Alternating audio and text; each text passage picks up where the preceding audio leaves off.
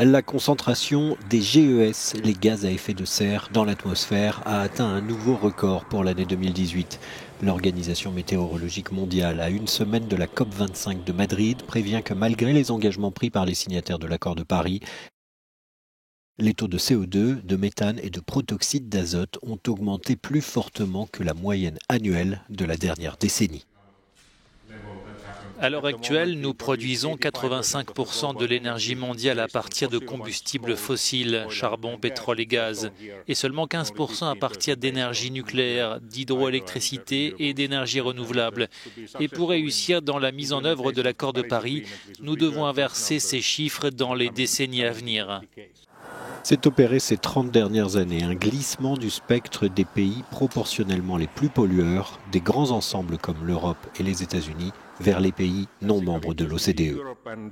C'est habituellement l'Europe et l'Amérique du Nord, les États-Unis, mais la Chine est devenue le premier émetteur. Mais les émissions des pays non membres de l'OCDE ont également connu une croissance assez forte, ce qui montre que pour résoudre ce problème, il faut des efforts à l'échelle mondiale.